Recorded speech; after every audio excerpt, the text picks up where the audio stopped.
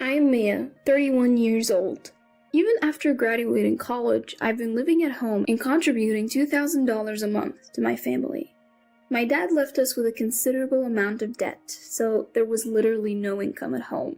I know my job, an hour's commute from home and with lots of overtime due to my responsibilities, is physically draining. I get it. I should move out and rent a place closer to work. But my mom, who claims to have menopause and migraines, refuses to work. Not only that, she can't even manage household chores. I had no choice but to take care of everything. My mom has zero life skills, and if I didn't keep an eye on her, she'd mess up big time. And so, life went on like this for a while. Something important has come up. Make sure you're home this upcoming Sunday. I got a rare message from Randall. Randall's voice. I haven't heard that in a while. Randall, 3 years older, and Kayla, a year older, showed up looking anything but like 30-something parents. Both had blue and green hair, tons of piercings. Randall dressed like a punk. Kayla wore a skimpy, trashy outfit. While they seemed to think they were stylish, Randall and Kayla's fashion choices were completely inappropriate for their age, making it difficult for me to keep a straight face. They walked in without bringing any gifts, and upon seeing the coffee and cookies we prepared, snickered. Wow, how lame! Yet they dug right in, scattering crumbs everywhere. After having 2 refills of coffee, Randall let out a contented belch and suddenly declared, "From now on, we're living with Mom, so you, the moocher, need to leave." Both Kayla and Mom nodded in agreement, eyes on me. Caught off guard, I was taken aback by the torrent of insults that followed from all 3 of them. "Still leeching off your parents after 30, huh? A useless bum who can't stand on her own 2 feet. A pathetic 30-year-old parasite on her mother." I was astonished they could say such hurtful things so freely, and all I could do was look at their animated faces in disbelief. The reality was that the household couldn't function financially or practically without me. Mom wasn't particularly extravagant or reckless, but her lack of real-world experience made her naive and susceptible to scams and pyramid schemes. She easily parted with her money. Most of the debt Dad left behind was actually accumulated by Mom. Randall must have known how Dad struggled with Mom's spending habits, and Mom herself was fully aware of her flaws. So what on earth were they talking about? As they repeatedly berated me, calling me a moocher, useless, and parasite daughter, I began to feel oddly detached. I thought to myself, they probably have no idea how much I contribute to the monthly expenses or how much it costs to maintain this not-so-new house. Thinking about it all, I suddenly didn't care anymore. Randall and Kayla have 2 young kids, and they're scrapping by each month. Even so, they're always looking to live beyond their means, borrowing money from Dad when he was alive. I've seen Dad struggle with this over and over. As I recalled this, another question popped into my head. I realized that most daughters-in-law probably don't want to live with their in-laws. Simple, really. Living with parents means free rent and utilities. They do the chores and even look after their 4-year-old and 2.5-year-old kids. More free time and less work, they thought. But Mom, who just eats and sleeps all day, wouldn't lift a finger to help. And Randall alone can't support the 3 of them. Then Randall said, "It's only natural for me, the eldest son, to take care of Mom." Mom chimed in, "Exactly." Hearing this, my vision cleared up, as if the clouds had parted. They took the bait so easily. Mom was quick to say she'd live with Randall and Kayla. "Really, Mom? Are you sure? You've been jerked around by them before, haven't you? When Randall sounds too good, it's usually bad news. Haven't you learned that by now? Despite Dad always warning you?" After Dad passed, I worked hard to support Mom, who wouldn't work herself. I also took care of the house even when she faked being sick just to avoid chores. Randall was the darling child, while I was the servant. Randall barely graduated from a bottom-tier high school, but had a somewhat handsome face, so he became too proud and gave up at the first hurdle. Mom adored him to an absurd extent. I worked hard, earned my qualifications, and pursued the job I wanted. Mom couldn't care less. Experiencing such blatant differences time and time again, yet still hoping things might change, now seems utterly foolish. Enough is enough. I am done. There is no reason to tolerate this any longer. I'm leaving. Yes, that's what I'm gonna do. From their perspective, I'm useless after all. Once that thought crossed my mind, I felt incredibly liberated and decided to take action. I get it. I muttered under my breath.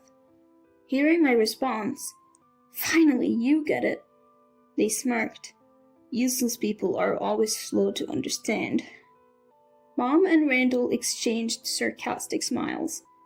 Thinking I was out of sight and out of mind, Mom, Randall, and Kayla excitedly discussed their future living arrangements. While I watched their faces with a newfound indifference, I had a thought. They might see me as a burden, but my income is actually 4 times higher than Randall and Kayla's combined. The new apartment I secured is just 5 blocks from work, a 10-minute car ride tops. I could even bike or walk there. It cuts my previous commute down to a 1/6, so even if I work late or have a hectic schedule, the strain on my body will be minimal. I got excited at the idea of walking to work during the pleasant seasons. Since most of the money that used to go to my family will now go toward rent, I picked a spacious apartment with a large living room, a walk-in closet, and 2 bedrooms covering 400 square feet. I plan to use the second bedroom as an office for when I bring work home. I upgraded to a faster computer and decked out my space with a large TV and bed that I couldn't have at my parents' home. When the time came to move, I loaded up all the appliances I had purchased with my own money into the moving truck. Seeing the confused expressions on Mom, Randall, and Kayla's faces almost made me burst out laughing. The refrigerator, microwave, oven, robotic vacuum, washer, and dryer.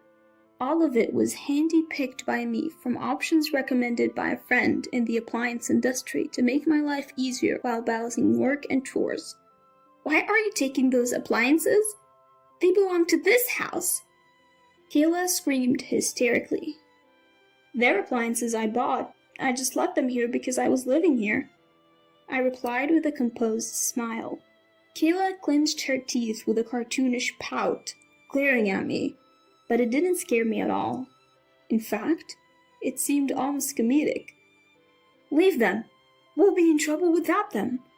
This time, Mom yelled. Why would you need them when you don't even do housework, Mom? Besides, if I'm getting kicked out, why would I leave behind things I bought? As I replied with an easy smile, Mom raised her voice even higher and snapped. Are you kidding me? You freeloader! Since when did our appliances become yours? Mom kept going on like that, but I said, I guess I'll be going now. Take care, everyone. I said my goodbyes and climbed into the passenger seat of the moving truck. As we drove away, their bewildered faces were a sight to behold, and it felt incredibly satisfying. You might think I'm a bad person, but after being taken advantage of for so long and then kicked out, a little schadenfreude seems fair. The next day in my new home, Randall called, furious. What did you do with the 2 cars we had? I'm driving one, and I sold the other, I casually replied. How could you do that? How will we get by? Give it back! He screamed. Hold on. Both cars were in my name. Why would I give it back? If you need a car to get by, get your own. I couldn't help but think I was being a bit nasty. After all, I knew Randall and Kayla had traded in their own cars. Sure, it's tough to live without a car where my parents' house is, but you could always bike or take the bus. It's doable if you don't complain or get luxurious about it. Probably. How will we get by in an empty house without any appliances or cars? Randall raged. You can always buy what you need. You're working, aren't you?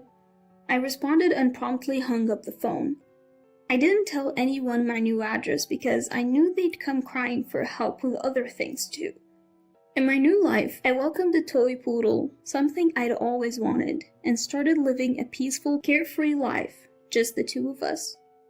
Life without Mom, who relied on me for everything, is just a breeze. I realized how much of a burden it had been. Potty training my dog took some effort, but he's so smart and adorable. He learned to sit, paw, lie down, and stay pretty quickly. He's a great companion when I'm not home, and truly a source of comfort. Life is good. And, would you believe it, Mom and the others reached out to me crying just a month and a half later. Already giving up, huh? I thought as I listened to the complaints from Mom, Randall, and Kayla taking turns calling me. They can't pay back the debt Mom has accumulated, can't manage daily expenses, can't go shopping or out because they don't have a car, and nobody does, or rather can do, any housework. Their home has apparently become a total mess because the kids are dirty, disorganized, and out of control. You know you don't have to report all of this to me, right? I was the one who got kicked out. I told them after listening to all of their complaints. All three were like, come back, do the housework, contribute money. I calmly replied to each point. I can't afford that, living on my own. Stop asking for money from a useless moocher. I'm busy with work and might be relocating soon, so I can't come back. Figure it out, the three of you. What really left me dumbfounded during the conversation was learning that both Randall and Kayla had quit their jobs. Why did you quit? How did you plan to live without working? I asked. Turns out Randall and Kayla assumed Dad had left them an inheritance. What a shocker. Come on, I've told you this time and time again. Dad left us in the red. You could say it's a negative inheritance, you know? You keep freeloaders at home and Mom doesn't even work, so you must be hiding a fortune from me, right? Randall just kept going on with his assumptions, not listening to a word we said. So I finally told him, if you're so convinced, why don't you check Dad's account? When Randall and Kayla actually checked, they were stunned to find no inheritance. Still, they kept sending me messages like, help us, come back, do chores, I'm hungry, lend us money. I asked, you're going to pay it back, right? They were all left speechless. Turns out, they never intended to pay me back. They saw me as someone to exploit endlessly. Disappointing, really. I finally told them, I can't help you with anything anymore, so don't contact me. Goodbye. I blocked calls from Randall, Kayla, and even Mom.